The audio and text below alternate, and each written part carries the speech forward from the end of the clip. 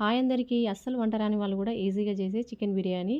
Stove మీద pan పెట్టుకొని 2, 3 table స్పూన్ల వరకు ఆయిల్ వేసుకొని, సన్నగా కట్ చేసుకున్న ఉల్లిపాయ ముక్కలు వేసుకొని, మంచి కలర్ వచ్చేదాకా బాగా ఫ్రై చేసుకొని, సగం పక్కన పెట్టుకోవాలి. ఇందులోకి హోల్ గరం మసాలా, స్పైసెస్, సన్నగా కట్ చేసుకున్న పచ్చిమిర్చి, ఉల్లిపాయలు, సాల్ట్ వేసుకొని బాగా ఫ్రై చేసుకొని, హాఫ్ కేజీ వరకు చికెన్ వేసుకొని ఫ్రై చేసుకోవాలి. ఇందులోకి 1 టేబుల్ స్పూన్ వరకు అల్లం వెల్లుల్లి పేస్ట్ వేసుకొని, అల్లంలోని పచ్చివాసన పోయే వరకు బాగా ఫ్రై చేసుకొని, 2 టేబుల్ స్పూన్ల వరకు కారం, 1 స్పూన్ ధనియాల పొడి, 1 స్పూన్ గరం మసాలా, 1 స్పూన్ బిర్యానీ మసాలా, పావు టీ స్పూన్ పసుపు, సన్నగా కట్ చేసుకున్న పుదీనా, కొత్తిమీర, కసూరి మెంతి వేసుకొని బాగా ఫ్రై చేసుకోవాలి.